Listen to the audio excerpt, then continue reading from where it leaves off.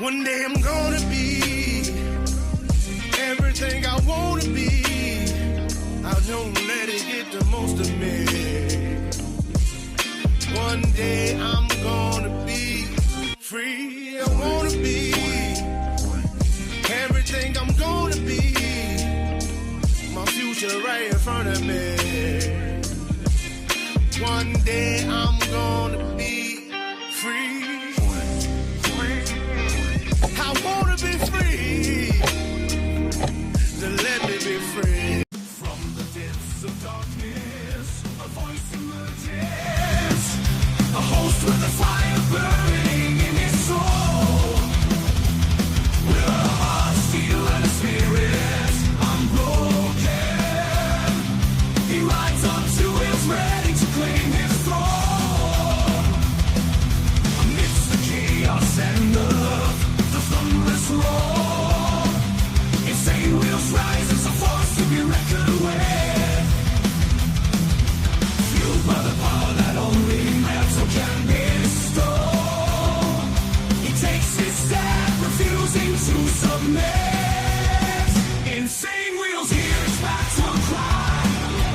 Metal and mayhem will never die. Rituals report he paves his way. More legend in the making, day by day.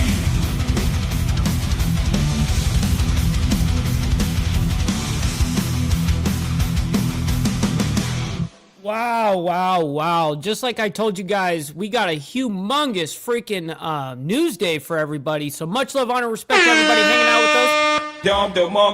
You guys could have been anywhere else in the world, but you guys decided to be right here with me, man. So I'm very honored by that. Thank you all for hanging out with us. We got a humongous news day. Like I said, we got, well, this is the title, okay? But we have so much more shit going on than just the title. So regarding the title, that is kind of what is today's events, what is to lead into today, and some stuff that has just happened this morning. And of course, we're going to cover some of this stuff, but what we do have is Trump attends Ryder Cup, that's over there in New York, as well as Netanyahu on the world stage over there on the General Assembly. I believe today is day 4, and he had his, basically, he went out there and said exactly what he needed to say. And I actually watched the speech this morning, and he actually did a fantastic job. We're going to hold that for the very, very end of the show, though, because it is lengthy. It's probably going to be about 30 minutes worth of a speech, so we'll keep that towards the end. But we do have some other stuff going on. We have some updates on the Dallas ICE shooting updates. And then, of course, we have more, like I say in the title. First, we're going to be talking about a U.S. fighter jet, or U.S. fighter jets, multiple plural, intercept Russian warplanes near Alaska airspace. That happened yesterday, and we're going to be talking about that. That was breaking yesterday. Then we have, of course, more smash and grabs up there in the Bay Area. Heist in action. We actually have an entire heist in action. It's a small little clip, though. Then we are going to be going into the whole Dallas ICE shooting situation. Suspect left a handwritten note, the FBI claims. So we're going to be seeing if they do present that evidence of a note onto the media. Then former FBI Director James Comey has been indicted. Has been indicted by with 2 counts. And I can't remember what the exact ones were, but it's something like lying under oath. And I can't remember the exact other one, but we'll figure it out. Then Pete Hegseth calls for a meeting with hundreds of top military leaders next week. No details why. That's super interesting. Then Trump saved TikTok with U.S. ownership deal, White House says, and that happened yesterday. I'm sure that a lot of you guys saw that in social media land if you're involved in social media. Cartel crackdown, new DEA lab targets drug traffickers. Then more regarding the Dallas shooter, this coming from the FBI. Dallas shooter used apps to track ICE agents. So we're following more and more of these stories and figuring out more and more of these details. Then, of course, at the very end, we're going to be doing Netanyahu's speech over there at the UN. So, anyways, first of all, we got Sterling coming in with the $22 freaking donation, by the way. saying, I'm kicking the door in and bringing Hawaiian pizza. Bring the news, MB. Hey, man, I really appreciate you. And listen, Hawaiian pizza, though, I'm going to be honest. Hawaiian pizza that's heresy. But hey, thank you so much for the $22. That's humongous. Making that shit rain like that, man. Sterling, I very much appreciate that. Great to see everyone in the building. I'm going to try my best to say good morning so we can get right into it. This is going to be like a 2-hour episode, so I'm trying my damnedest to be quick with it. We got Kissy Cat in the building. Great to see you, by the way. Good morning. Great to see you, by the way. And thank God it's Friday to everybody, right? Great to see you. We got Buck in the building. We got Rabbit of Chaos. Good morning. We got Frank as well as Jimmy Mac and Vanguard Zip Tie. My man, very much appreciate you. We got Rabbit of Chaos. We got Straight Jacket. We got Brother Dwayne as well, man. Good morning to all of you legends. We got Prez in the building as well. All right, so real quick, we're going to get right into this because we have to. We can't linger. We got a lot of stories here. We got like 9-10 stories, which is humongous. So anyways, usually we only do about 6, and that's usually about an hour and 10 minutes. So. And thank you for joining. Why does it always start so loud? She's loud, man. Us here on Live Now from Fox. We do have some breaking news that happened a little bit earlier today that we did want to get to you here on Live Now from Fox as I put up this post here from Fox. Good morning, Miss Lotus. Look at this. Jet scrambled. NORAD detects Russian aircraft, which is their defense system, in Alaskan air defense identification zone. And then I believe these were intercepted. News. We are learning, according to the North American Aerospace Defense Command, also known as NORAD, the U.S. scrambled fighter jets and other aircraft to identify and intercept 4 Russian warplanes flying near Alaska today. It's the 3rd time in about a month and the 9th time this year that NORAD has reported such an incident involving Russian aircraft flying near Alaska. NORAD said in a statement issued earlier this morning that it detected and tracked 2 Russian bombers and 2 Russian fighter jets. Shit, Buck, I really appreciate that, my man. And yeah, me and Black Dragon, it's funny because me and him linked up on a content creator wise after I lost my leg, but I've been following him for many years prior to that, which is kind of funny. I've been around the block for a bit, you know what I mean?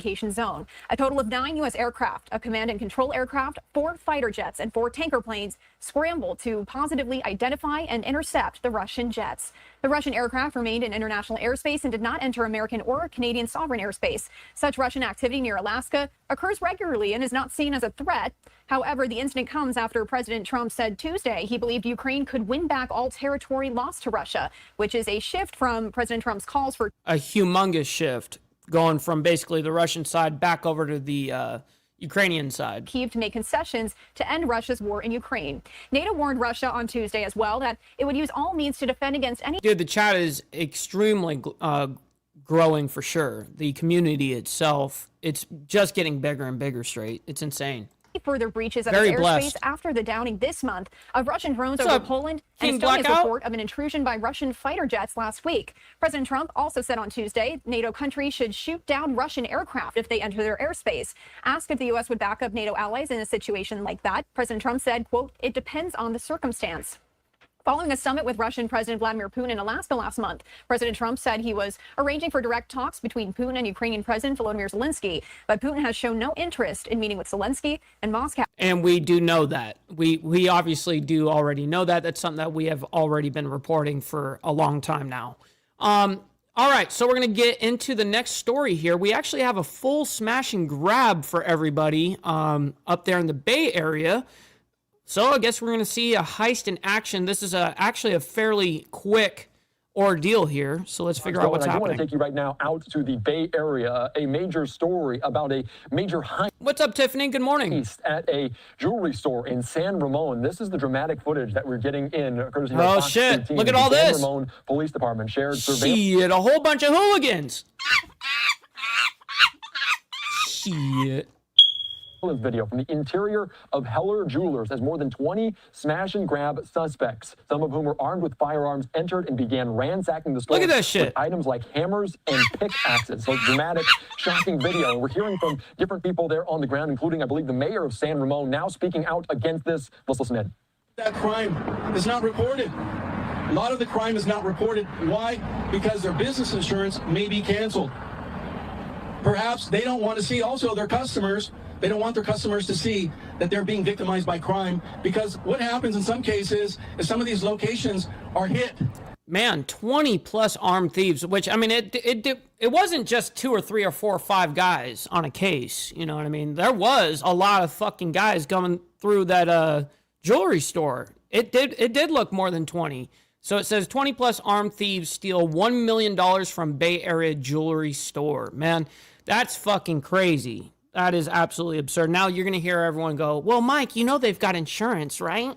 It's like, well, that's fucking besides the point, bro. Like, we shouldn't be able to rely on insurance. And a lot of these jewelry stores and other companies don't actually have insurance because they can't even fucking afford it. Because insurance is a scam all the way around. You think it's a scam for just us as individuals? It's scams for companies too. For your business. Times, even sometimes the same day. 2, 3 times the same day. So this is off-putting. Oh, Sterling. Yeah. 100,000%. People are like, oh, dude, World War III is coming. Yeah, it's already here. It's been happening. And people don't understand until later on in history, right? Like, so later on in future time here, we'll be able to look back and go, actually, World War III actually started a long time ago, right?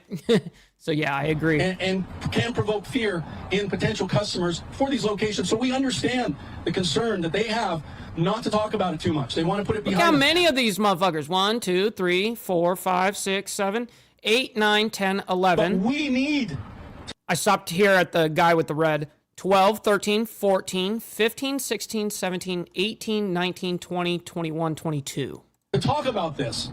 22 of these motherfuckers. Look at this. Pickaxe. That guy right here is swinging a pickaxe. Because you can't hide. Oh, no, that's a chick or no, I can't tell, but whatever. No, it may be a dude. I can't tell. They're all masked up. But this chick is swinging a fucking pickaxe into the fucking... This is crazy. This under the rug. This is a systemic problem. By the way, what's up, Tats? Hopefully you're enjoying your afternoon over there in the UK. Always great to see you. Addressing crime that needs more attention from the governor's office. We need to fully fund and support Proposition 36. And not just monetarily. We need the moral support. We need the political infrastructure behind it to get the job done. We got my man Beezer in the building. Shout out to you, my man. Hopefully you're enjoying your morning down there in South Florida.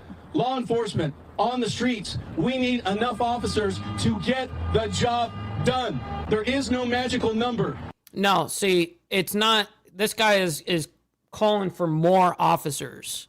No, he's actually asking for the wrong things. Okay, what he needs to be asking for right here is to allow these cops to do their fucking job via the fucking mayor and the governor, okay? That's how that shit works. They're only going to do what the mayor and the governor tell them to do. A. B, these corrupt DA and corrupt fucking judges that let this shit happen, literally, they let this shit happen. You do something like this, go into fucking jail and get thrown right back out. Like nothing fucking happened. It's insane. It's actually insane. No one's held accountable anymore. We need enough officers on the streets, law enforcement. There are already plenty enough officers, especially up there in the Bay. They're just not allowed to do their fucking job, you moron. To get out ahead of this crime wave. And we can make adjustments to that number later once we get crime under control.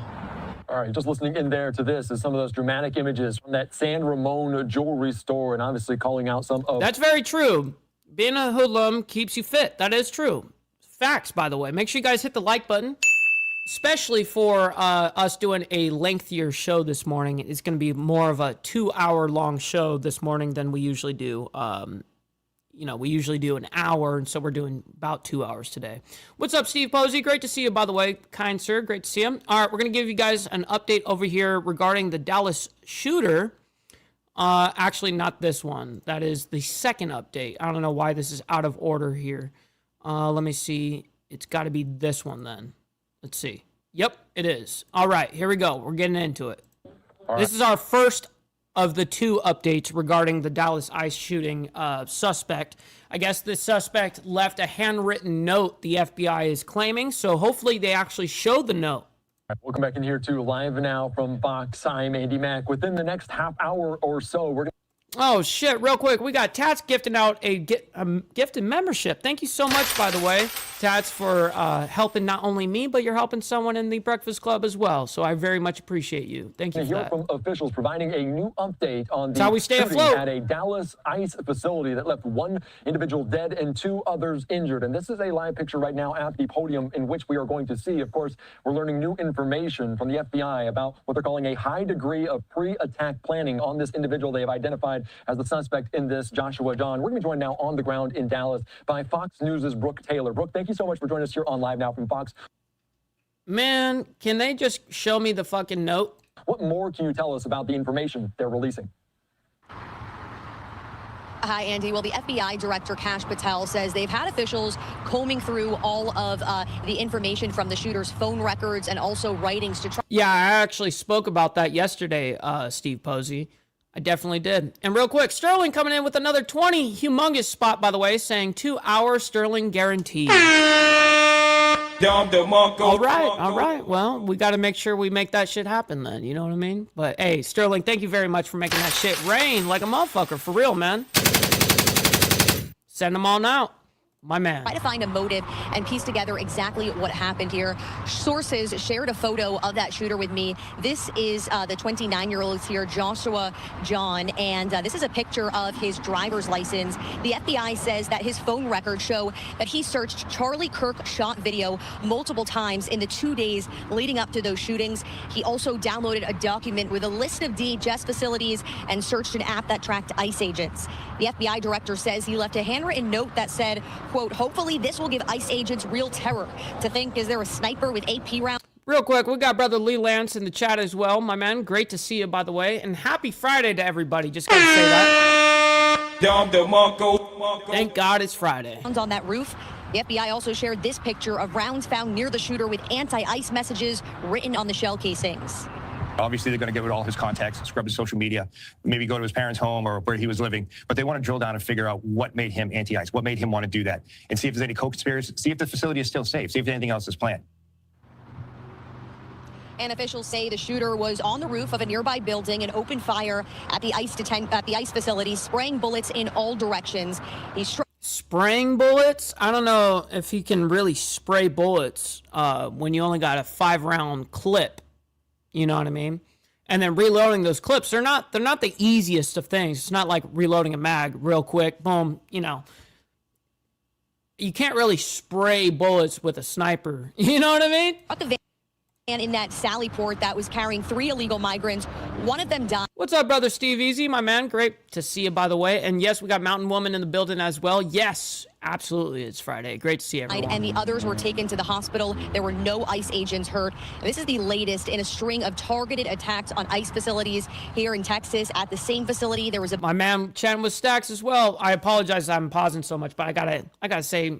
hello to my favorite people, man. You know what I mean? Bomb threat in August. And then just in July, a police officer was shot in the neck in an ambush-style attack outside of an ICE detention facility in Alvarado, Texas. And Border Czar Tom Homan was on Fox News earlier and said every night before he goes to bed, he thinks about the safety and he worries about the safety of his ICE agents for simply just doing their jobs, for being out on the streets, taking illegal criminals out of neighborhoods, and ultimately goes to show that the dangers that these officers face. Andy, again, we're waiting for that press conference in a little bit, and hopefully we'll have officials fill in some of the blanks that we're still waiting on. Yeah, it'd be really nice, though, if they could actually give out that handwritten note. You know, I eventually, I mean, the FBI is going to have to release that, but it'd be nice if it'd be released right now. I don't know why you would withhold that information right now. Dude's dead anyways. He turned the gun against himself. What's there to protect? You know? Anyways, we got Path Killer in the building saying good morning, Breakfast Club. My man, great to see you, by the way. Yeah, good morning. Filling in some of those pieces, as this is obviously a very complex puzzle. I do want to ask you, and we will see what we get in terms of the details. Do we have any idea who's expected to speak? Yesterday, we saw the mayor of Dallas, Eric Johnson, Senator Ted Cruz. Do we know if it will be kind of that way with politicians or FBI? Do you know who's going to be there? I don't at this moment, Andy. You know, we're reaching out to the FBI, police, the Attorney General's office all of last night and this morning, and that came in a little while ago. So we'll see who's there, and we'll see exactly what details they're going to tell us. Oh shit! Let me. I didn't have my email up. I actually didn't even do my proper call outs this morning. Actually, I didn't tell anyone to like the video. I didn't tell anyone to become a member. I didn't tell people where to go for my Instagram. I didn't do any of that shit this show. I just noticed. Fuck, man. All right, real quick. We do have some donations, man. We got my man Straight Jacket coming in hot, by the way, on the Cash App, saying for $5, he says, the Jews, Joos, by the way, the Jews are bad. Okay. Hey, man. Very much appreciate the $5 donation on the Cash App, by the way. And we also have Tiffany coming in with the $3 donation saying, Lee said for titties out Friday. Yes, dues paid. Them dues have been paid. I very much appreciate you guys. Yes, if you guys want to help out the show, it helps out immensely. We have these platforms right here that are going to scroll for the remainder of the show. And it does help out way more than people even understand, man. And listen, the big reason why to do it this way is because YouTube won't take 30% from anything that you guys are using in the YouTube chat, any of that stuff, which is great. I'm not saying not to super chat. Super chats are awesome. You get your logo that comes up onto the screen, and you get to say what you want to say. Of course, those are great things. I'd never discredit that. But we do also have these right here as an alternate. All right, so let's go ahead and get into the next ordeal. We have former FBI Director James Comey that was federally indicted yesterday. So let's go ahead and bring this up for you guys and show you guys what the heck is going on. Continue on with our breaking news that we are following for you. Just coming down within the last 5 minutes or so. I'm your host, Mike Pace. We'll be with you for the next... Now, this was yesterday, just for everyone's FYI. I like to be transparent. Everything that I've shown you guys so far has been from yesterday. Just let you guys know. Several hours, we are breaking. Former FBI Director James Comey has been indicted on 2 counts. This is what we are learning right now. Associated Press was putting this out. Yes, Jimmy, I am slacking today, but hey, it is what it is, right? We just accept the things we cannot change. Earlier, Fox News as well. The former FBI Director James Comey has been indicted on charges of making a false statement and obstruction. AP. So false statement and an obstruction. Ooh. Sources are reporting. I want to give you a live look right now as well. This is at the Eastern District of Virginia Courthouse in Virginia. We see reporters coming out right now after the indictment just dropped from the grand jury. So we want to just give you the latest here of what we are learning from Fox News on this breaker. Former FBI Director James Comey was indicted by a grand jury on alleged false statement and obstruction of justice charges. Fox News Digital exclusively reported back in July that Comey was under criminal... Man, that was during that first term there. Investigation by the FBI. The probe into Comey centered on whether he lied to Congress during his September 30th, 2020 testimony about his handling of the original Trump-Russia probe at the FBI, known inside the Bureau as Crossfire Hurricane. Fox News Digital... Well, that was a failed attempt of a witch hunt right there. And Comey failed on it. Hence why he's the former FBI director. Also exclusively reported that former CIA Director John Brennan is under criminal investigation. No, he really did some criminal shit. This guy right here, James Comey? Yeah. To the Trump-Russia investigation. Under federal law, prosecutors have 5 years to bring a charge, with the 5-year mark occurring this Tuesday. So a grand jury had to come together here, and they had up until Tuesday to get this indictment. The case is being handled by the U.S. Attorney's Office for the Eastern District of Virginia. Former Special Counsel Robert Mueller was appointed to take over the FBI's original Crossfire Hurricane investigation. After nearly 2 years, Mueller's investigation, which concluded in March of 2019, yielded no evidence of criminal conspiracy or coordination between the Trump campaign and Russian officials during the 2016 presidential election. Shit. Shortly after, John Durham was appointed as special counsel to investigate the origins of the Crossfire Hurricane investigation.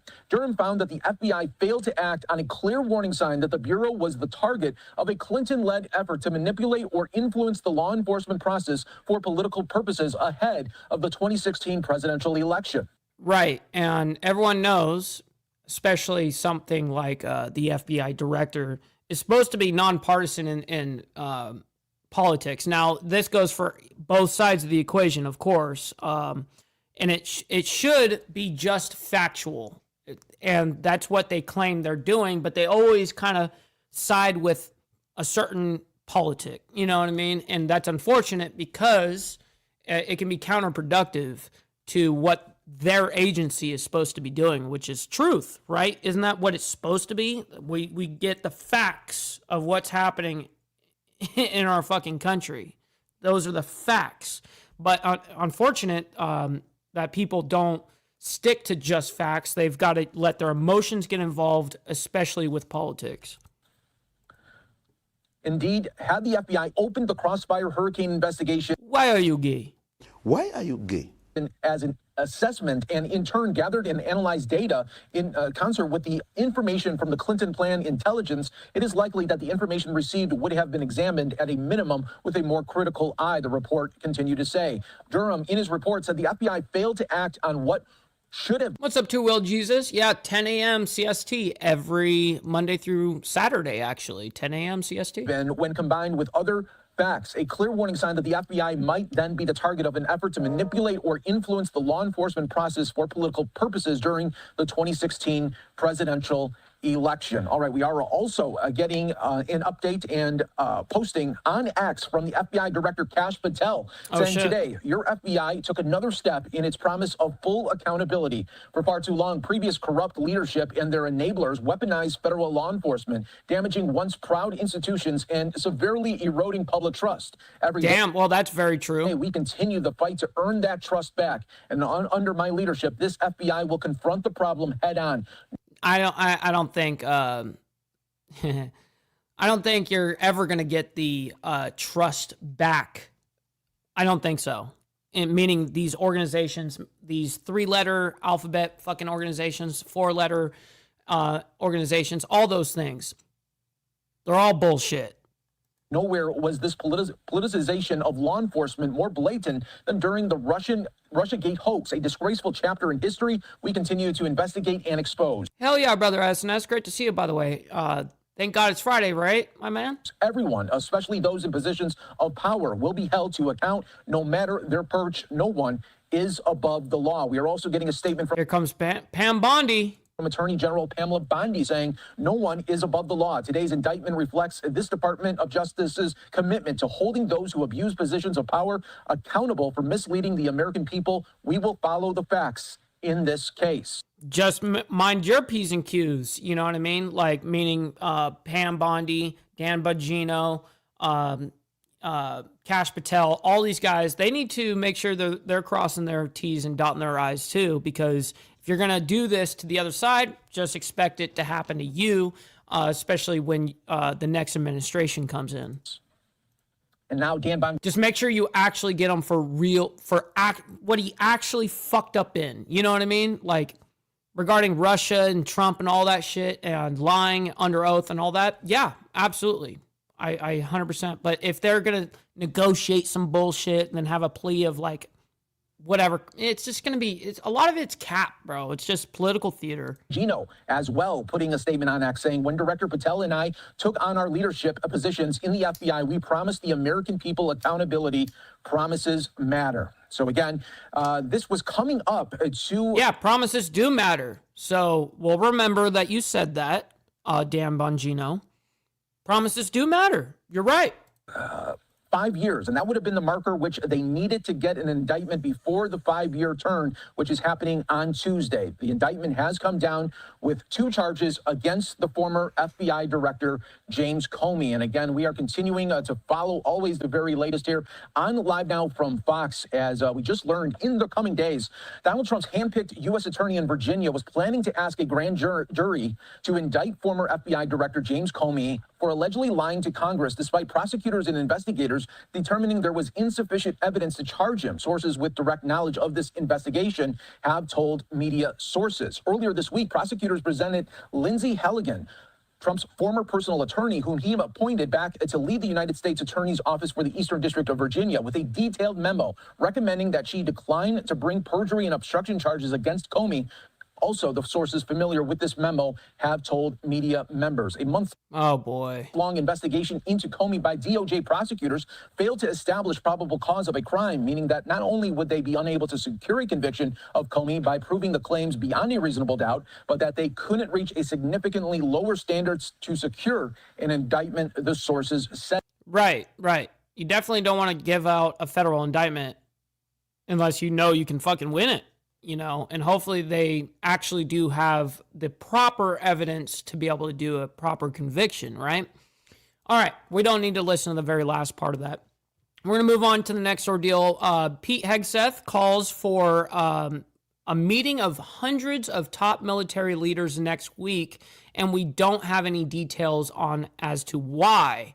We're about to figure that out. We got Liquored Up with Poncho in the building. Great to see you, by the way, as well as Brother TVT, my man. Hopefully you guys are enjoying your Friday mornings. Great to see everyone. All right, let's go ahead and bring up this story here and figure out what the hell's going on. Continuing to join us as we continue to bring you some of the day's biggest top stories and headlines. I want to show you what the Washington Post had the scoop on this exclusive, saying Defense Secretary Pete Hegseth has ordered virtually all of the U.S. military's top commanders worldwide to gather on short notice and without a stated reason at a Marine Corps base in Virginia. That's definitely true. Way above our pay grade.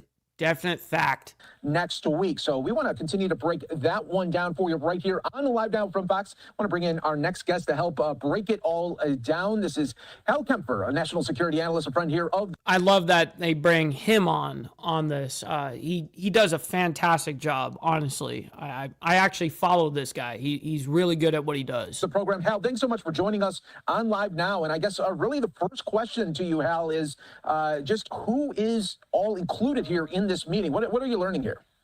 Well, Mike, it's interesting. There was a slight variance. First, it came out and said all general and flag officers worldwide. That is a lot. There's over 800 general and flag officers. Damn, 800 already on that. Around the world. And we got everything from 4 stars, in charge of major combatant commands worldwide, down to, we got 1-star brigadier generals that are, permeated through staffs and everything else. And so it wasn't quite clear what it was. As of right now, there's 2 things. I saw one report that said everyone above the rank of 07, which is 1 star, which would be a rear admiral lower half, or it'd be a brigadier general. And then I heard that the brigadier generals and rear admirals lower halves might be included within that, but there seemed to be an exclusion for staff officers. So what it looks like is it's going to be all the general and flag officers in command positions. Now, I have a feeling we're going to see some more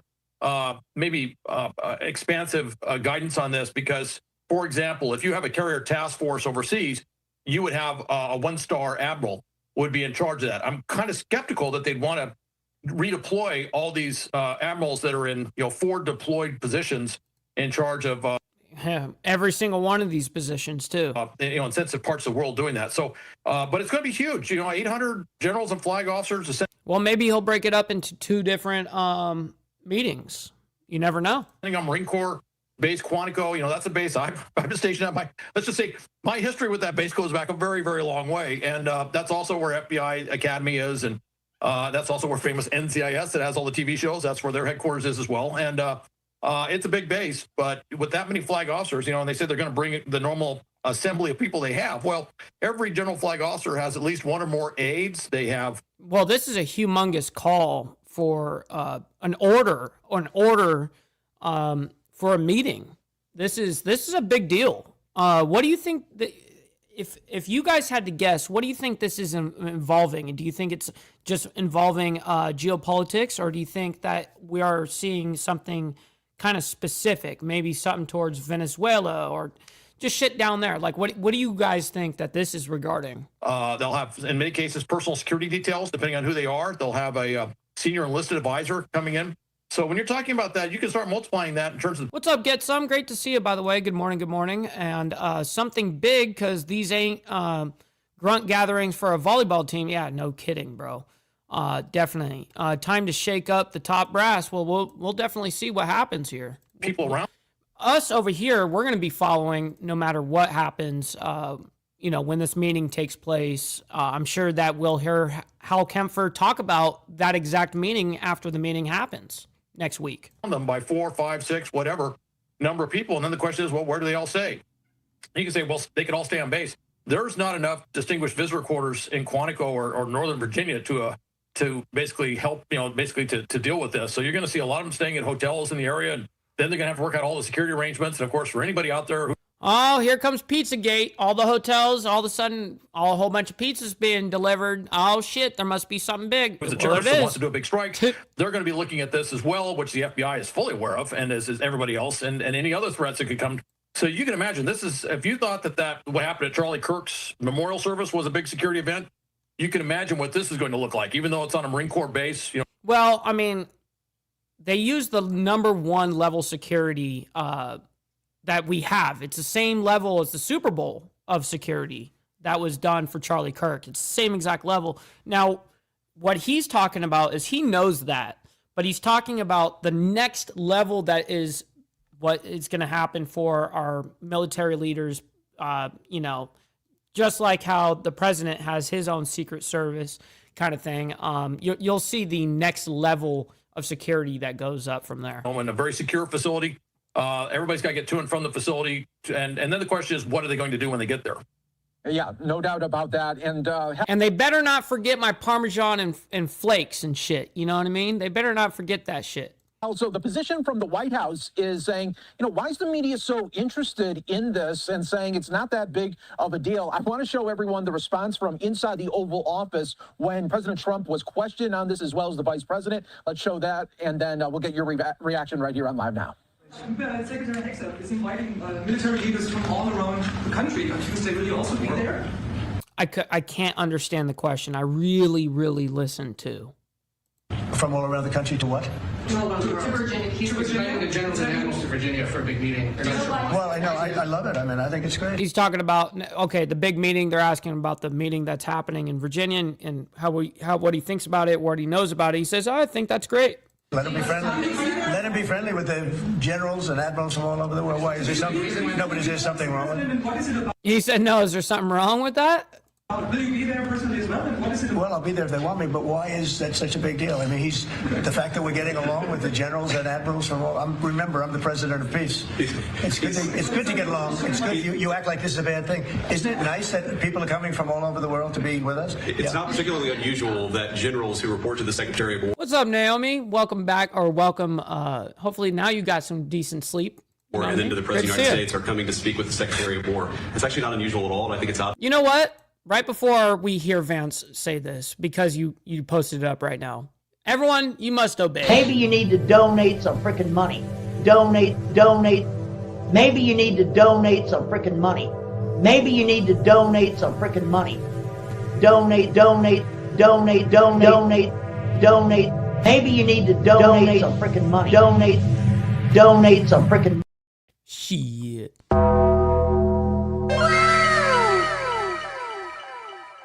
The Secretary of War and then to the President of the United States are coming to speak with the Secretary of War. It's actually not unusual at all, and I think it's odd that you guys have made it into such a big story. No, it's one thing when two generals or something like that are meeting or whatever, but we're talking about hundreds around the world, Vance. That is a big deal. So that's not an abnormal question. I don't know why they're acting like it. All right, Hal Kemper, what is your reaction to that? The White House saying, why are you so interested in this? It's good that motherfucker, I'm interested. We're doing peace and want everyone to get along.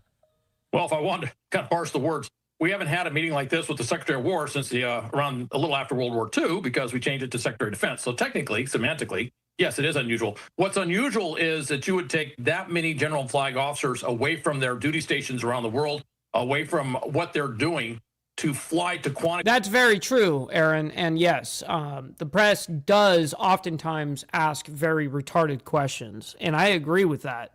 But this is a decent question. We got 8.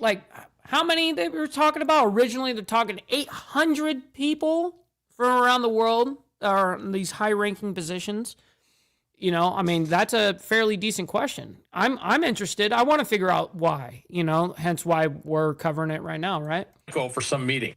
Usually in something, it's not unusual. For example, every year, all the combatant commanders, the 4-star combatant commands, the big regional commands and things like be good, brother SNS. We'll see you on the flip side, my man. U.S. Transportation Command, Cyber Command, stuff like that. All those those generals will meet annually, and that's not unusual. But while they're gone, there's a deputy commander that's taking charge of things while they're gone. And having that's Aaron on the Facebook side. Yes, served in combatant commands, having served at what the Army would call corps level commands, or for the Marine Corps MEF level commands, 3-star commands, along with 2-star commands and a plethora of 1-star commands.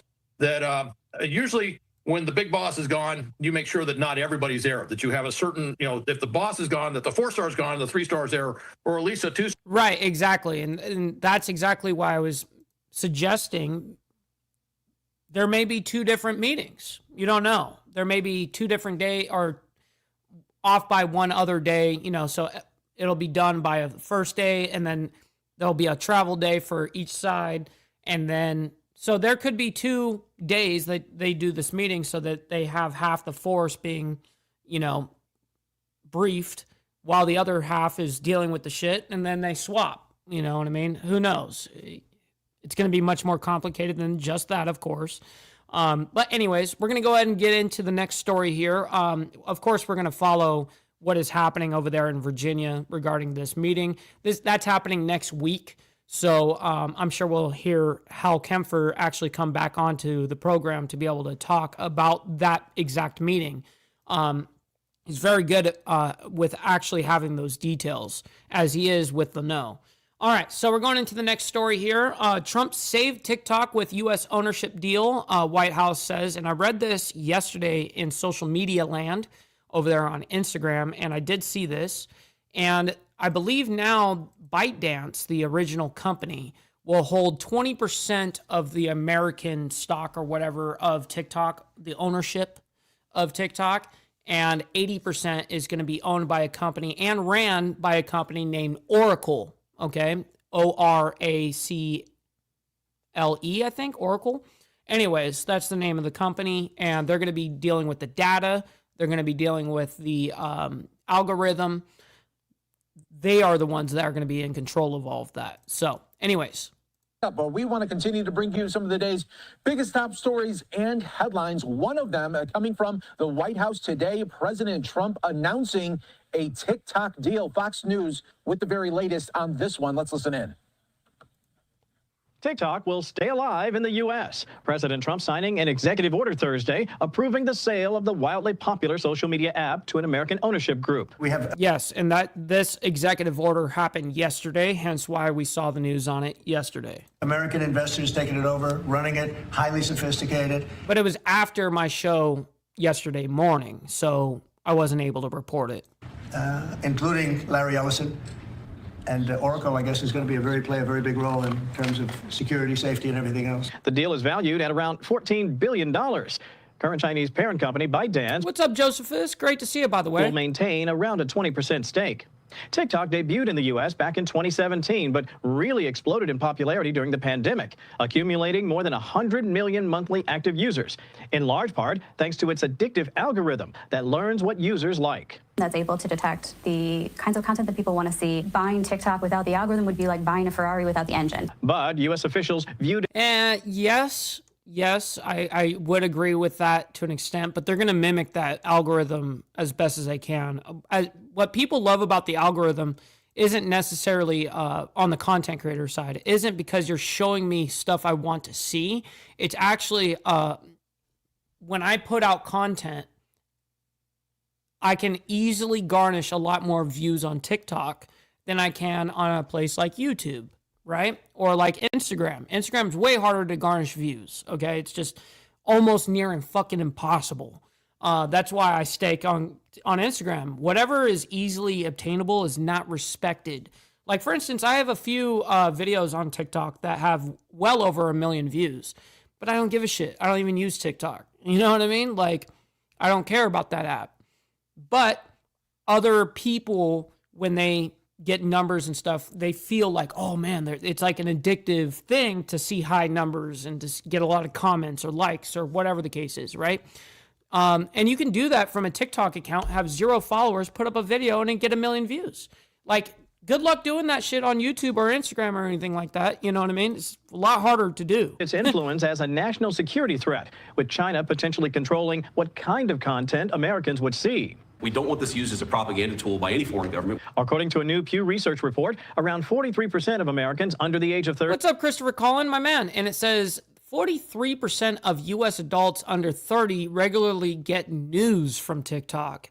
That's a terrible, terrible. Why would you go to TikTok for any type of news? I mean, I understand. I've seen how many, the news segments and all that shit on TikTok. I've seen what they do over there. Why would you trust any of that shit? Why are any of those guys that are giving out those, breaking news and stuff like that? Are they even fucking qualified? Do they have a track record of actually being transparent and truth telling? Like, no, they aren't. That's the point. Is it's kind of crazy that 43% of people that are younger than me, I'm 30 exactly. So 43% of U.S. adults under 30 regularly get their news from TikTok. That's a fucking L. I'd rather them say 43% of U.S. adults get, under 30 regularly get it from ChatGPT. I'd rather that be said, honestly, because that's way more accurate than fucking TikTok. I can promise you that. But I don't know. Anyways. Say they regularly get news from TikTok. That's the highest number for that age group of any social media platform. Despite the announcement, it may take some more time for the deal to go through as both sides hammer out the fine print. In Washington, I'm Kevin Cork, Fox News. All right, Kevin, let's continue to talk about it right now. I want to introduce our next guest to help break it all down. This is Glenn Gerstow, former NSA General Counsel. Don't really need him to break it down, to be honest. I already explained to you guys the breakdown of ownership. 20% is still held by ByteDance, the original company. 80% is accumulated by a company named Oracle. Oracle will go ahead and change the algorithm to the way that they see fit, I guess. And with the help of the government, of course. The government always has to have a foot in anything, any social media. That's why it was forced to be sold, because the U.S. government wants to be able to collect data on that, right? And also making sure that it's in their control of their propaganda instead of someone else's propaganda, okay? That's literally why that was done. Anyways, we're going to go into the next ordeal. Cartel crackdown. New DEA lab targets drug traffickers. So let's go ahead and bring this up. This is a short story. Let's go ahead and bring this up and present this to you guys. Look here in Atlanta, Georgia. That is where our... And the ATL. Next story brings us as the Drug Enforcement Administration... The ATL. Has a new tool in its fight against one of Mexico's most notorious cartels. The agency says its new lab in Atlanta is streamlining their investigations and giving them an edge against drug traffickers. Asher Red is joining us right now from Atlanta. And Asher, you got an exclusive look. Why has he got so much background noise, bro? Get a condenser microphone. Why are you using some piece of shit microphone that picks up everything else but you? This facility. Well, Mike, the special agent in charge of the DEA's Atlanta Field Division showed me around this new lab that he has. He says it's already making his agents more efficient as they are going after the violent Cartel Jalisco new generation. Now, in the past, agents in Atlanta would have to send confiscated... But here's the thing. I show my face. I present the news with my face. I don't sit there and just give out a blank statement and then have no backing. Or, at least if I do put something out, I have a track record of truth seeking and transparency with my audience and with everybody. You know what I mean? I actually built that reputation. These people on TikTok that are doing these news segments and all this shit, they're not reputable people. What's your background? What makes you qualified? You know what I mean? Drugs out of state to be tested by DEA chemists, but now that this lab is here in-house, they're able to do that step within minutes. This month, the DEA in Atlanta seized over 1,000 pounds of meth in an operation. Damn, 1,000 pounds of meth, cut. Shit. Oh shit! Oh shit! That's crazy. Against the Jalisco New Generation cartel. Agents say they arrested 5 suspected members of the cartel, which the Trump administration designated a foreign terrorist organization. By the way, what's up, Gunpowder Nitro? And happy Friday, man. Hopefully everyone's enjoying their Friday morning so far. February. after the bust, agents sent the drugs to this brand new lab for processing and testing. And since federal prosecutors determine charges based on what the drug is and how much agents seize, the DEA chemists who test and weigh the drugs play a vital role in the process. We will take a statistical sampling to give a general... Oh, why are you gay? Why are you gay? You are gay. Proportion of the population that will contain that substance. The lead DEA agent here Why are you gay? in Atlanta estimates the meth seized in this operation has a street value around $4 million. So that's $4 million that won't be making it back to the cartel. Their drug of choice is money. I mean, everything they do, they do for money. They care nothing about the poison, the people, the lives they're destroying, the misery they're dealing in. That doesn't bother them in one bit. The operation is part of the DEA's nationwide effort to crack down on the Jalisco New Generation cartel. Robert Murphy says the cartel's been getting more powerful since 2023 after the arrest of 2 high-ranking members of the rival Sinaloa cartel. CJ&G has risen to power, and we want to make sure our efforts were focused on making sure they don't get too strong. So that only equated to $4 million? Really? On Monday, the DEA stopped more than 175 pounds of cocaine that was traced back to that cartel from crossing into the United States from the southern I guess meth is a lot cheaper than shit like cocaine, right? border. And the very next day, agents in Houston seized more than 28 pounds of cocaine and $470,000 from CJ&G members. Mike? Asher, thanks so much for bringing us Sure, this about update what? out of I'm not sure what you're referring to, TBT. You'll have to specify for me. All right, into the next ordeal. FBI says, FBI claims Dallas shooter used apps to track ICE agents. So let's go ahead and bring that up for you guys as well. This is the latest news on the Dallas shooter. This came out 4 hours ago regarding the ICE agents over there in Dallas, Texas. Due to a big story that we have been following here over the past... And we have been following as well. ...several days. This is coming in out of Dallas as investigators say the gunman who opened fire... Oh, I know what you're talking about now. That's on funny. an ICE facility there, planned the attack. Sure and about that? left notes that were hinting at his motive. You saw his photo there, right there on your screen. I do want to bring in Tisia Muzinga. Yeah, I think probably, honestly, 4 million gross is what they're calculating. Over at Fox 4 Dallas, she is following all of the latest information here and joins us live. Tisia, there's a lot to this, and we are learning a lot of details here. Yeah, we sure are. Good morning to you. Well, so the FBI says 29-year-old Joshua Yan left behind handwritten notes indicating that he wanted to kill federal... Yes, and we reported that earlier in this program today. And I want to actually see that fucking note that was written. Now, she's claiming, yes, this note that was written that was, regarding the ICE. Well, how do you know? Let me see the evidence. Don't just talk about it. I want to see it. If you are just talking about it, that to me means that you haven't even fucking seen it, okay? Because if I have seen it and I'm going to talk about it, I'm going to talk about it while I show it, right? Anyways, I don't know why it's withheld. Left behind handwritten notes indicating that he wanted to kill federal agents. He also did say that he did not expect to survive this incident. Now, the FBI says the gunman... Yo, brother Gorilla Biscuits, my man, gifting out a membership, bro. Thank you very much for not only helping me, but helping someone in the Breakfast Club, man. I very much appreciate you, as always, man. God bless. Hopefully you're enjoying your Friday morning so far. Targeted the Dallas ICE office building Wednesday morning. One detainee was killed and 2 others were injured.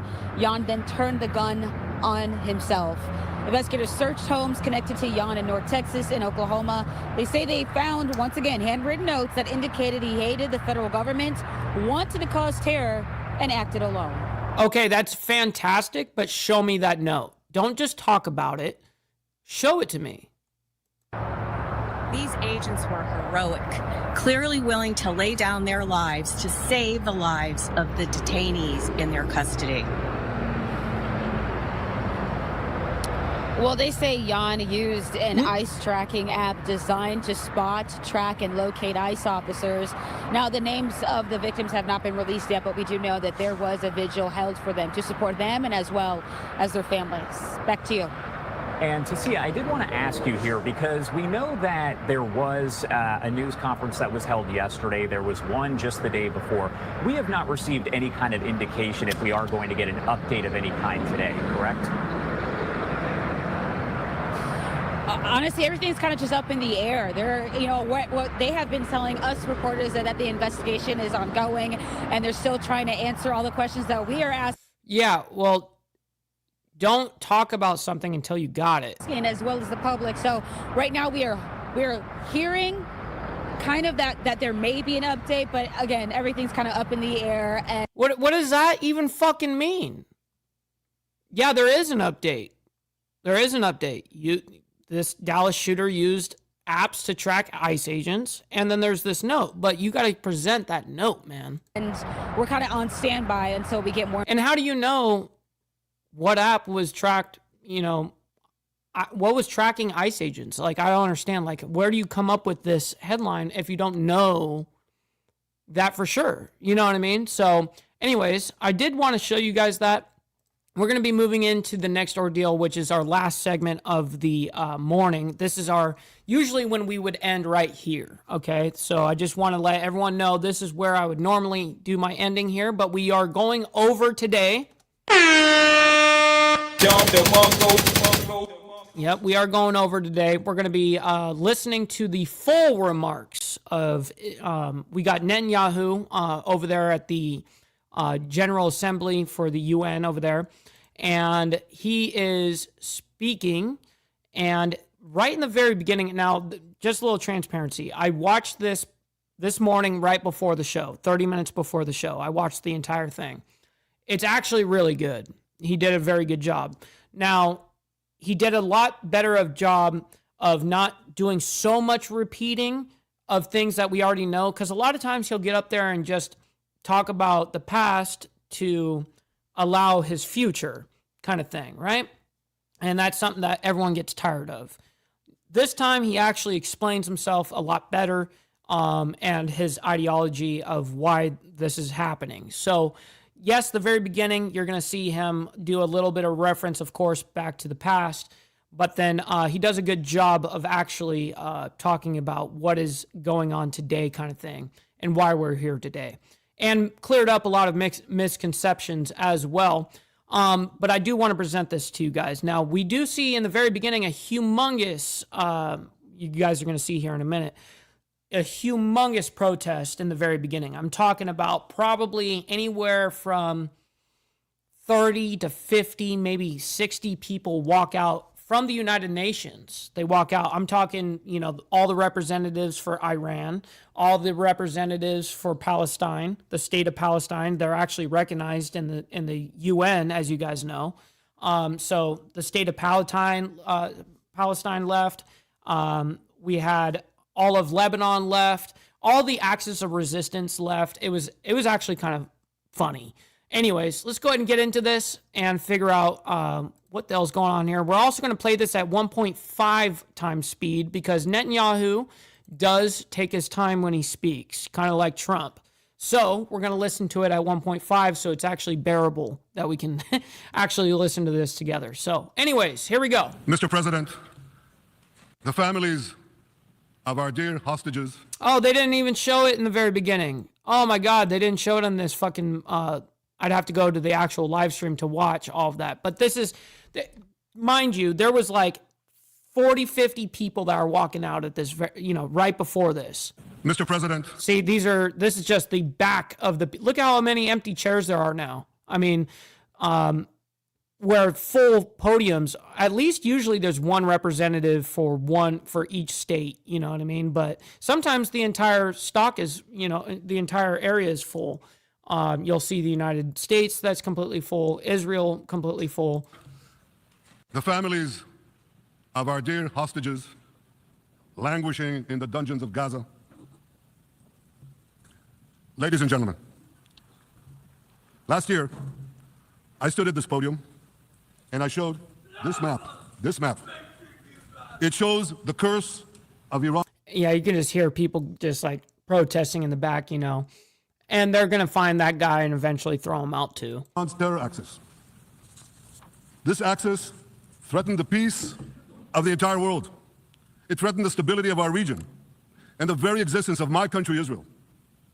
Iran was rapidly developing a massive nuclear weapons program and a massive ballistic missile program.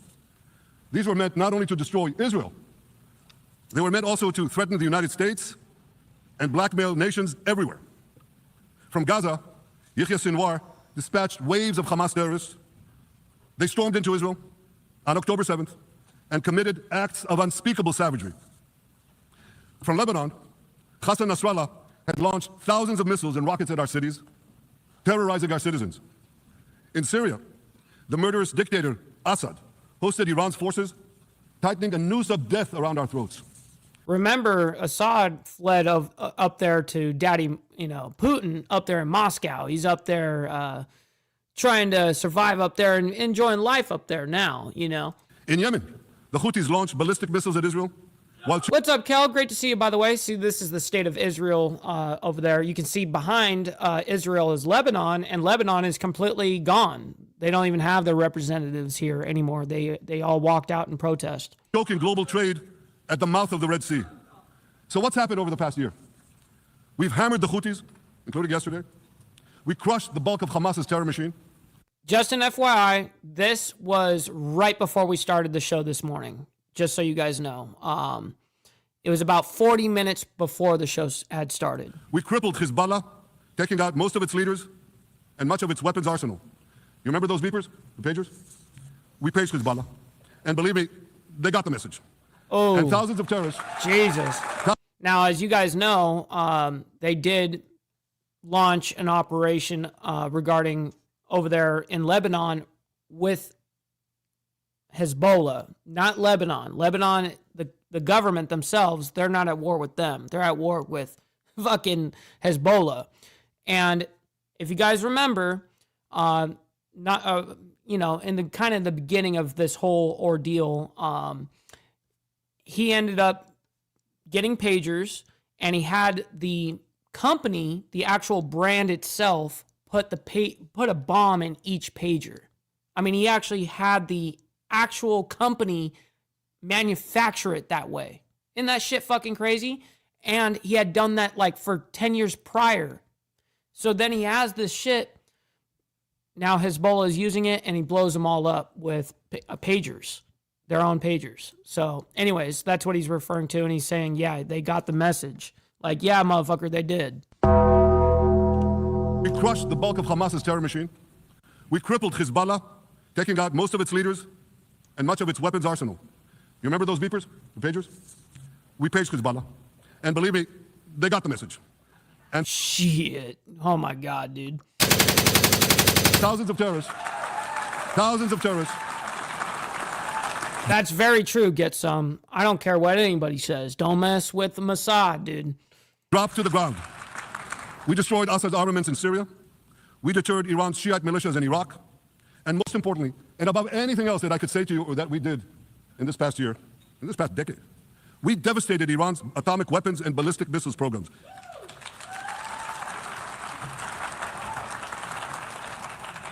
That pager thing was badass. I'm not going to lie. So here's where things stand today.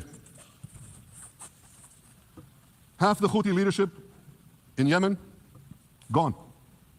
Yahya Sinwar in Gaza, gone. Hassan Nasrallah in Lebanon, gone. The Assad regime in Syria, gone. In Moscow. Those militias in Iraq, well, they're still deterred. And their leaders, if they attack Israel, will also be gone. Shit. And for Iran's top military commanders and its top atomic bomb scientists, well, they're gone too. Shit.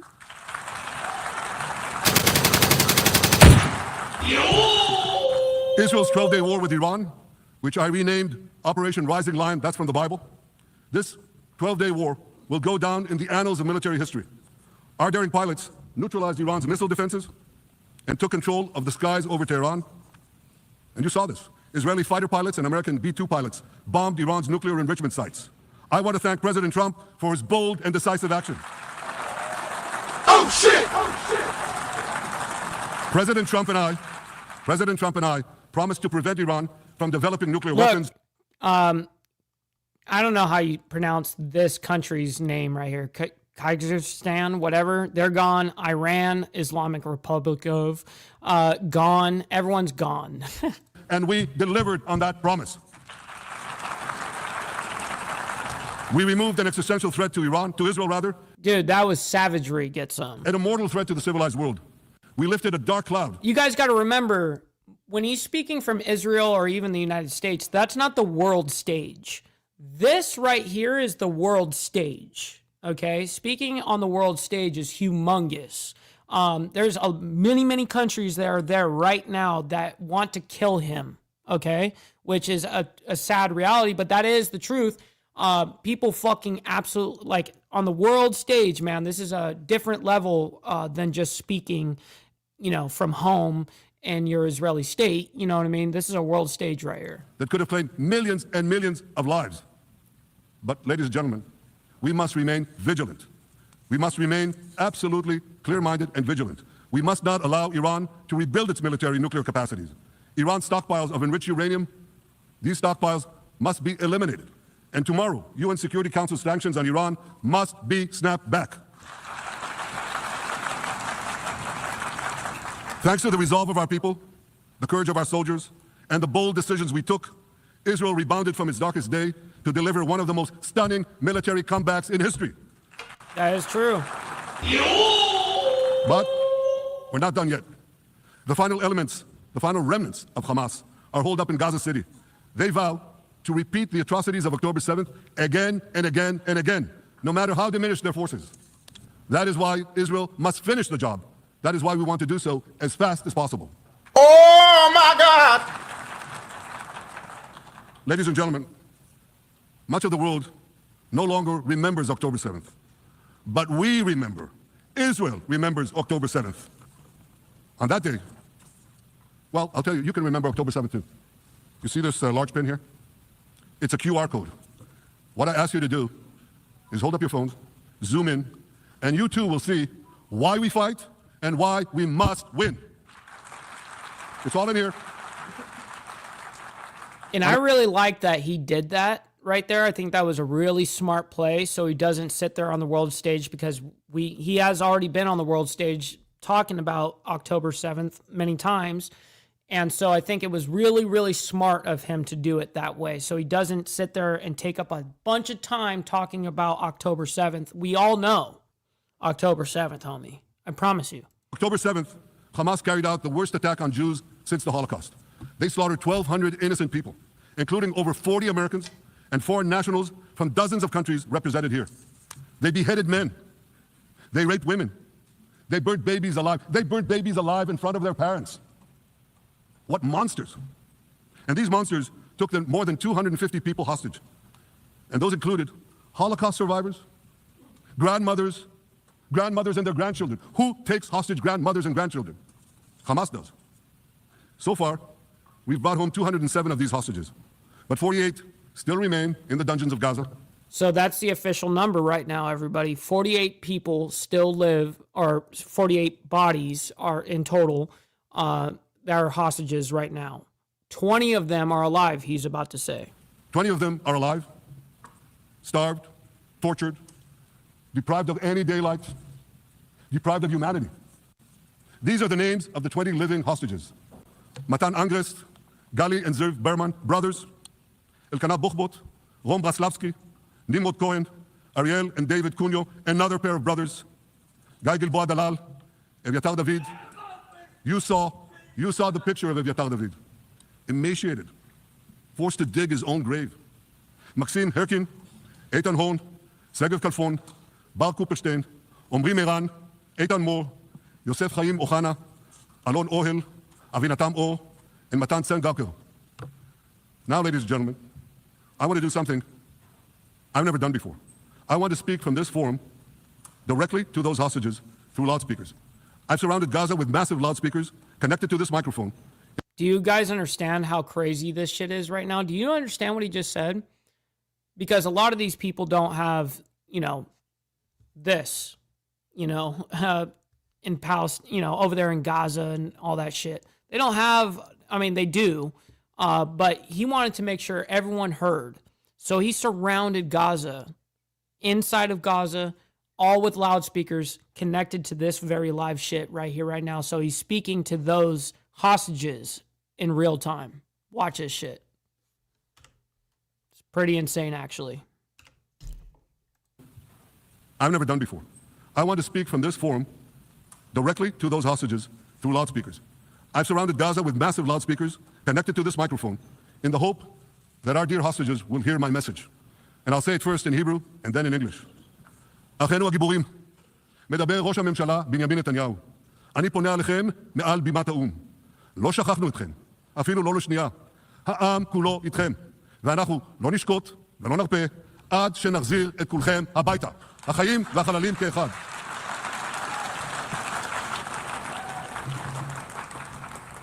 Our brave heroes. This is Prime Minister Netanyahu speaking to you live from the United Nations. We have not forgotten you, not even for a second. The people of Israel are with you.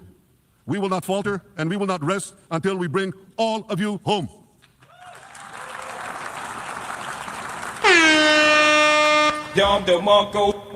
Ladies and gentlemen, thanks Brother TVT, we'll see you on the flip side, to special efforts by Israeli intelligence. My words are now also being carried. They're streamed live to the cell phones of Gazans.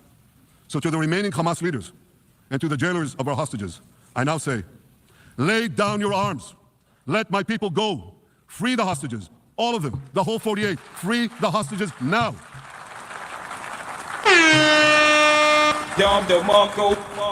If you do, you will live. If you don't, Israel will hunt you down.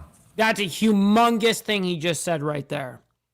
Because essentially, it was kind of war no matter what. Okay? No matter if they gave up the hostages or not. Now, he just said right there, you release these hostages, you will live. If you don't release these hostages, we will hunt you down. Yeah, motherfucker. Now we're talking.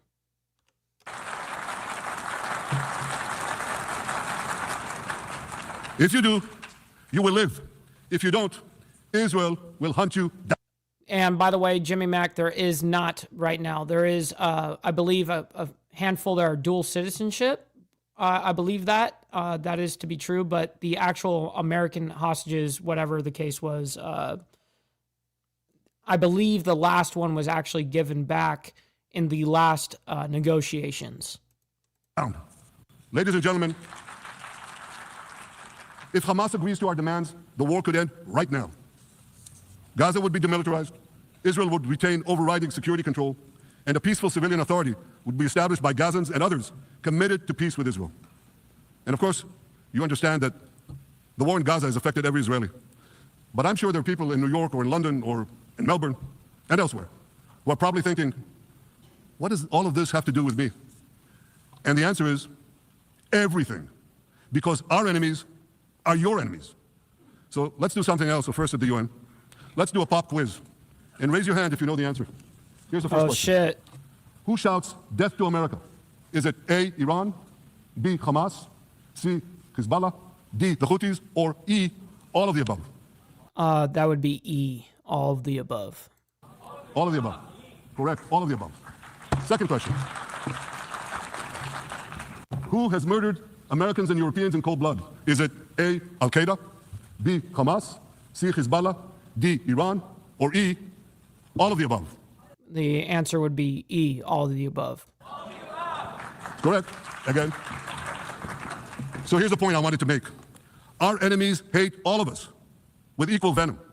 They want to drag the modern world back to the past, to a dark age of violence, fanaticism, and terror. I think many of you are already feeling in your own societies the radical Islamist surge.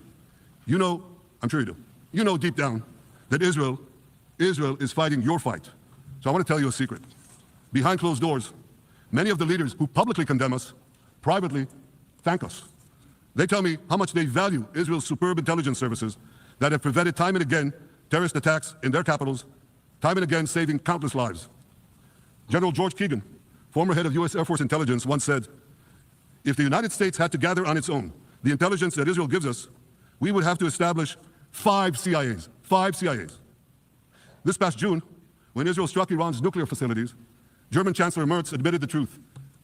He said, Israel is doing the dirty work for all of us. President Trump understands better than any other leader that Israel and America face a common threat. He showed the world that when Iran and its proxies murder Americans, take Americans hostage, shout death to America, burn American flags, and try to assassinate the President of the United States, not once, but twice. He showed them there is a price to pay for all that. Oh shit! Oh shit! But regrettably, many leaders who are represented in this hall, they send a very different message. Sure, in the days immediately following October 7th, many of them supported Israel. But that support quickly evaporated when Israel did what any self-respecting nation would do.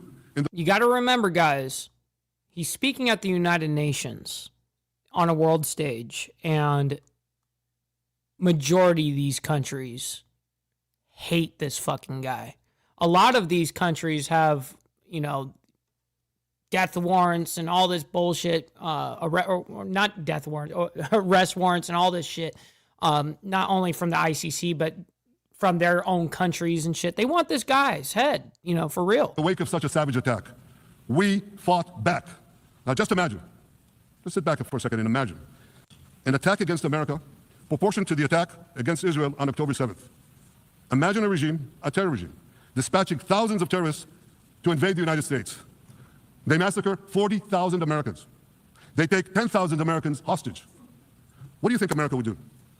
You think America would leave that regime standing? The reason why he used that number difference is for population difference. They have 10 million, you know, Israelis over there, and over here we've got 350 million or whatever it is. So he made the exact percentage difference. That's how many people it would have been on the United States side if it was done to us at the same percentage it happened to their Israelis. What do you think America would do? You think America would leave that regime standing? You don't think that. No way, not a chance. The United States would wipe out that terror regime and ensure that such savagery would never threaten America again. This is precisely what Israel is doing in Gaza. We're wiping out the terror regime of Hamas and ensuring that this savagery will never threaten Israel again. That's what we are doing. That's what any self-respecting government would do. Yet, and it's a yet that I'm sorry to say here, yet over time, many world leaders buckled. They buckled under the pressure of a biased media, radical Islamist constituencies, and anti-Semitic mobs. There's a familiar saying, when the going gets tough, the tough get going. Well, for many countries here, when the going got tough, you caved. And here's the shameful result of that collapse. For much of the past 2 years, Israel has had to fight a seven-front war against barbarism with many of your nations opposing us. Astoundingly, as we fight the terrorists who murdered many of your citizens, you are fighting us. You condemn us, you embargo us, and you wage political and legal warfare, it's called lawfare, against us. I say to the representatives of those nations, this is not an indictment of Israel. It's an indictment of you. It's an indictment of weak-kneed leaders who appease evil rather than support a nation whose brave soldiers guard you from the barbarians at the gate. They're already penetrating your gates. Oh shit! Oh shit! You can't appease your way out of jihad, and you won't escape the Islamist storm by sacrificing Israel. To overcome that storm, you have to stand with Israel. But that's not what you're doing. As the prophets of Israel foretold in the Bible, you've turned good into evil and evil into good. Now I want to drill down on this. Take the false charge of genocide. Israel is accused of deliberately targeting civilians. Ladies and gentlemen, the opposite is true. The head of urban warfare studies, Colonel John Spencer, he's perhaps the world's greatest expert on urban warfare. And he says, Israel is applying more measures to minimize civilian casualties than any military in history. And because we're doing that, the ratio of non-combatant to combatant casualties is less than 2 to 1 in Gaza. That's an astoundingly low ratio, lower than NATO's wars in Afghanistan and Iraq, especially when you consider that Gaza is one of the most densely populated urban areas on Earth. It has hundreds of miles of terror tunnels underground, and it has countless terror towers above ground, and thousands of terrorists embedded in the tunnels and in these towers in civilian areas.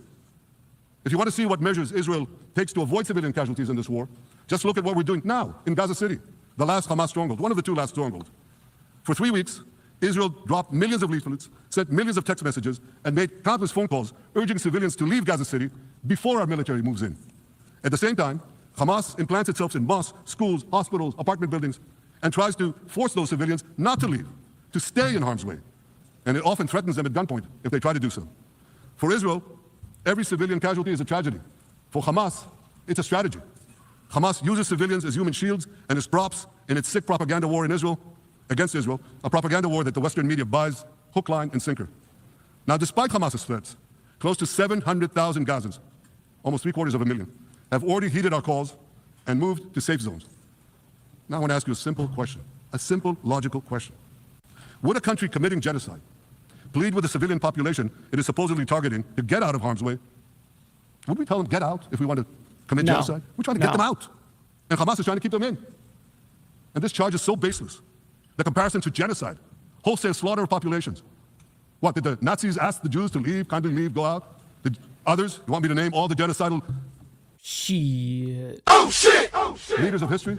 Just go one by one. Did anyone do this? Did they say, get out, so we can come in? Of course not. So the truth has been turned on its head. Hamas, a genocidal terrorist organization whose charter calls for the murder of all Jews on the planet. This genocidal organization is given a pass. It's barely mentioned. While Israel, which does everything it can to get civilians out of harm's way, Israel is put in the dock. What a joke. You want to hear another one? Israel is accused of deliberately starving the people of Gaza when Israel is deliberately feeding the people of Gaza. Since the beginning of the war, Israel has let into Gaza more than 2 million tons of food and aid. And this is the part that what he's going to speak on right here regarding the aid is 100% true. I have done my own personal research. I don't take anything that these people say for fact, okay? I don't. I do my own research, and once I'm aware of the fact, that's what the fact is. Anyways, what he's about to say right here, this is what was a huge fucking problem with Israel and the whole thing regarding, aid, and even the United Nations had to pause on giving aid because of how much it was getting jacked. And the numbers are outstanding. Only we had 85% of all of everything that came through, all that aid, was 85% of it was jacked by Hamas and then fucking resold to their own people to fund their fucking war. It was insane, bro. And people really ate up like, no, they're starving these people. Get the fuck out of here. That's 1 ton of aid for every man, woman, and child in Gaza. Nearly 3,000. 1 ton of aid for each man, woman, and child. Damn. Calories per person per day. Some starvation policy. If there are Gazans who don't have enough food, it's because Hamas is stealing it. Hamas steals it, hoards it, and sells it at exorbitant prices to fight its war machine. Last month, even the UN, not exactly a supporter of Israel. You're supposed to laugh, by the way. Last month, even the UN admitted that Hamas and other armed groups looted 85% of the trucks. Exactly. And that is true. That's just fact, bro. That's why you have deprivation. Those who peddled the blood libels of genocide and starvation against Israel are no better than those who peddled blood libels against the Jews in the Middle Ages when they falsely accused us of poisoning wells, spreading plague, and using the blood of children to bake Passover matzahs. Anti-Semitism dies hard. In fact, it doesn't die at all. It just keeps coming back with its libelous lies, refurbished, regurgitated over and over again.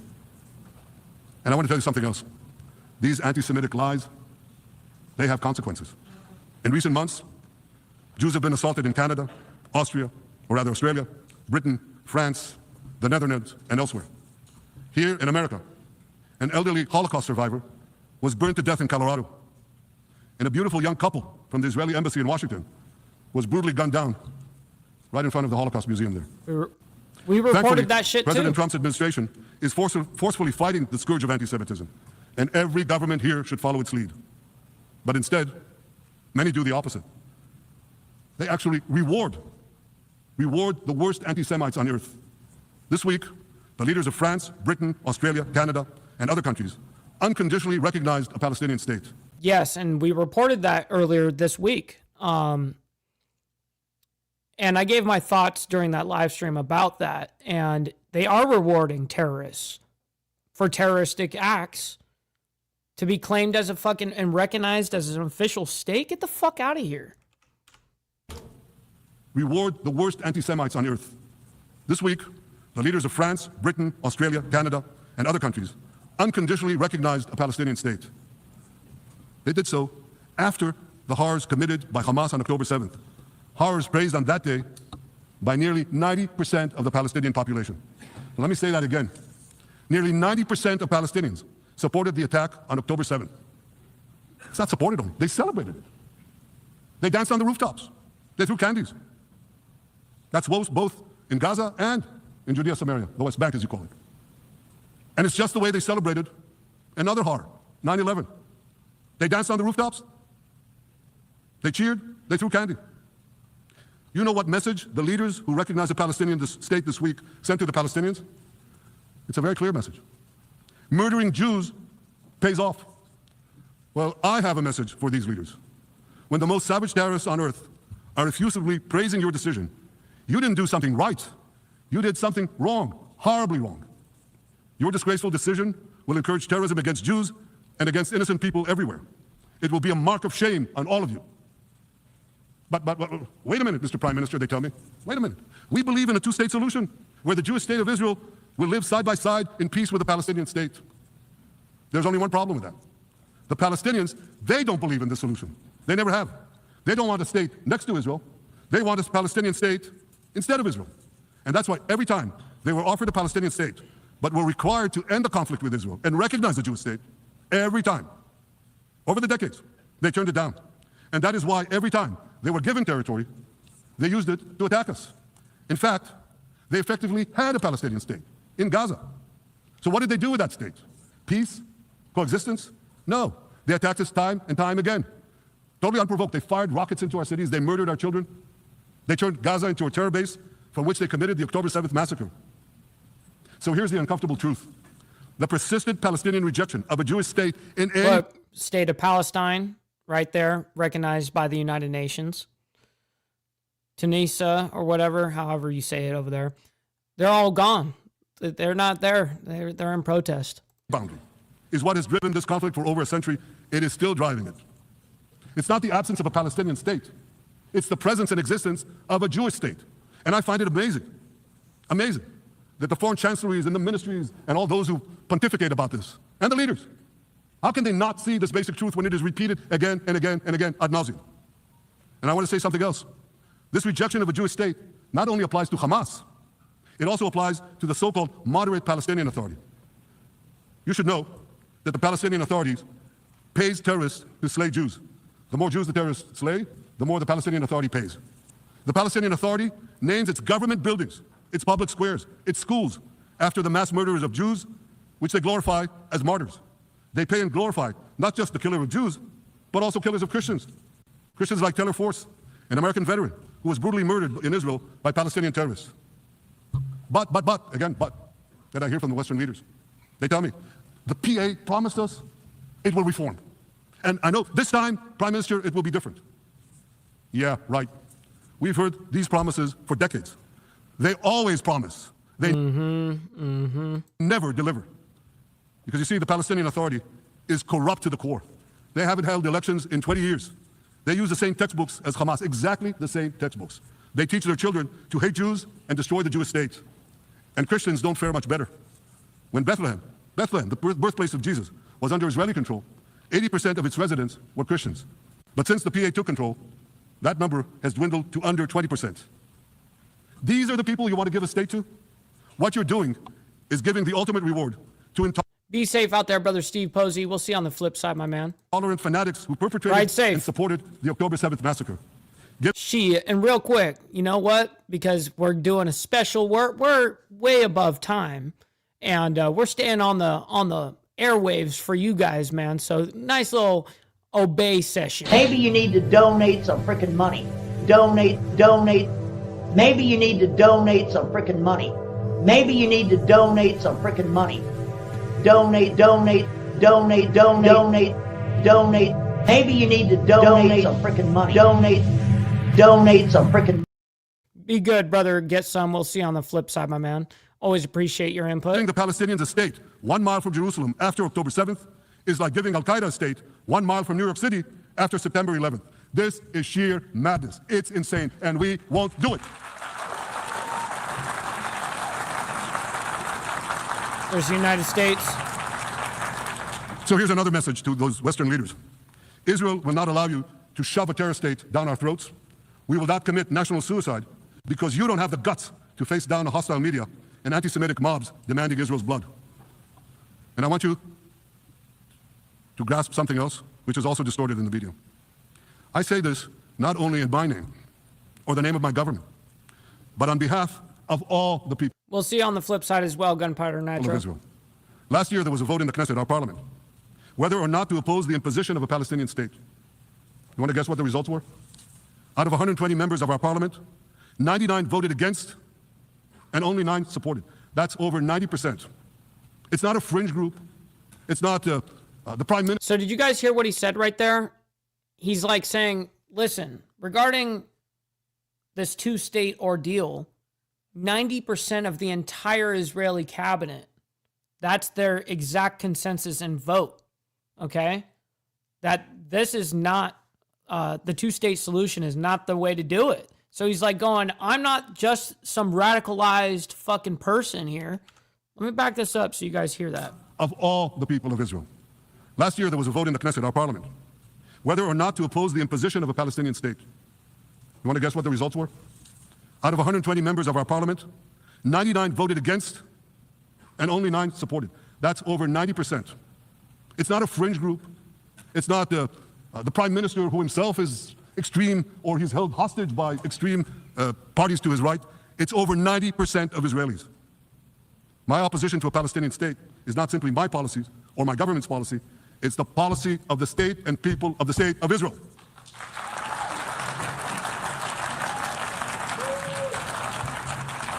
Western leaders may have buckled under the pressure. And I guarantee you one thing, Israel won't. Israel's victories over the Iranian... Thank you, I know you won't too, that's good. Israel's victories over the Iranian terror axis have opened up possibilities for peace that were unthinkable 2 years ago. Take Syria. For decades, the very idea of peace between Israel and Syria seemed unimaginable. Well, no more. Today, we have begun serious negotiations with the new Syrian government. I believe an agreement can be reached that respects Syria's sovereignty and protects both Israeli security and the security of the minorities in the region, including the Druze minority. Right. From the founding of Israel, Jews and Druze have been brothers in arms. We have fought together. We've bled together. We built our lives together. That's exactly why you saw that large attack that happened, which we reported on regarding the Druze and the major attack that they did, actually. We reported on that, and that was for the backing of the Druze in Syria. I was a young commander in Israel's Special Forces. My own life was saved by the invaluable advice given to me by a great friend, Salim Shufi, a heroic Druze IDF veteran. And that's why I couldn't sit idly by, nor could Israel sit idly by, while the Druze were being slaughtered by jihadists. And I instructed our forces to stop the massacre, which they promptly did. Peace between Israel and Lebanon is possible as well. I call on the Lebanese government to also begin direct negotiations with Israel. I commend it for its declared aim to disarm Hezbollah. But we need more than words. If Lebanon takes genuine and sustained action to disarm Hezbollah, I'm sure we can achieve a sustainable peace. And he's talking regarding with Lebanon. Specifically, he moved from Syria to now Lebanon. Of course, until that happens, we will take whatever action we need to defend ourselves and to maintain the conditions of the ceasefire which was established in Lebanon. Our goal is not merely to monitor Hezbollah's actions. See how Lebanon's not there right now? But to prevent them from violating the ceasefire and attacking us at any time. But I'm sure that if the Lebanese government persists in its goal of disarming Hezbollah, peace will come very speedily and very readily. Victory over Hezbollah has made peace possible with our two Arab neighbors in the north. Victory over Hamas will make peace possible with nations throughout the Arab and Muslim world. Our victory will lead to a dramatic extension and expansion of the historic Abraham Accords, which President Trump brokered between Arab leaders and myself 5 years ago. And I took note, as I'm sure you did too, of the encouraging words spoken here by the President of Indonesia. This is the country with the largest Muslim population of all nations. And it's also a sign of what could come. Forward-looking Arabs and Muslim leaders know that cooperating with Israel will provide them with groundbreaking Israeli technologies, including in medicine and science, in agriculture and water, in defense and AI, and so many other fields. I believe that in the coming years, the Middle East will look dramatically different. Many of those who wage war on Israel today will be gone tomorrow. Brave peacemakers will take their place. And nowhere will this be more true than in Iran. The long-suffering Iranian people will regain their freedom. They will make Iran great again. And our Damn, holy shit.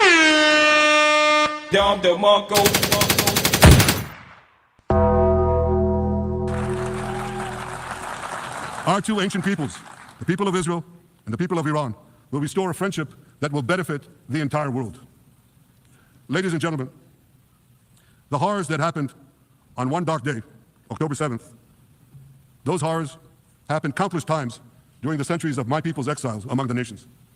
Jewish blood was cheap. Jews were killed with impunity. We had to beg others to defend us. The rise of Israel did not mean that the attempts to destroy us would end. It meant that we could fight back against those attempts. And that is exactly what Israel has done since October 7th. Our sons and daughters fought like lions. Our brave soldiers donned their uniforms and rushed into battle. They were armed with the dreams of the 100 generations of Jews who came before them. The dream of living as a free people in the land of Israel, our beloved homeland for more than 3,000 years. The dreams of living in our own independent state. The dream of having an army to defend ourselves. And the dream of being a light unto the nations, a beacon of progress, ingenuity, innovation, for the benefit of all humanity. On October 7th, the enemies of Israel tried to extinguish that light. 2 years later, the resolve of Israel and the strength of Israel burned brighter than ever. With God's help, that strength and that resolve would lead us to a speedy victory and to a brilliant future of prosperity and peace. Thank you very much. Holy shit, he just nailed that entire speech with humongous protest in the beginning. Humongous, by the way. We're talking like 50, it got to be anywhere from 40 to 70 people. I don't know, 40, 60 people that walked out on this whole fucking thing, screaming absurdities, and then landed this with a whole still room full of people that hate him. Holy shit. Wow. Fucking, that's actually really, really impressive, man. Listen, all right, much love, honor, respect to everybody. Thank you guys for making these very shows happen. I can't do this shit without you guys. Honestly, there's no way, obviously. So I'm very blessed to be able to present you guys with not only geopolitics, world news, and breaking news in the United States as well, but I'm very honored to be able to be in this position is what I'm getting at. So thank you all for making that happen. Guys, stick around for the raid. We're going to be raiding our buddy Wicked Wally. Stick around for that. Make sure you let him know we're coming through with the Mike Ball raid. And also, make sure you guys hit that like button on the way out. It helps out the show immensely, and I very much appreciate you guys, man. So listen, we'll be back tomorrow morning, not for the World's Madness, but we'll be back tomorrow morning for members only, man. It's going to be a fucking awesome time. If you guys are members, make sure you guys show up. 10 a.m. CST will be live for you guys only in the membership program. You know what I mean? All for the Breakfast Club. So anyways, with that being said, we'll see you guys, and hopefully you guys enjoy the rest of your weekend. Enjoy the Friday, and be safe out there. God bless everybody. We'll talk to you guys very soon. From the depths of darkness, a voice emerges, a host with a fire burning.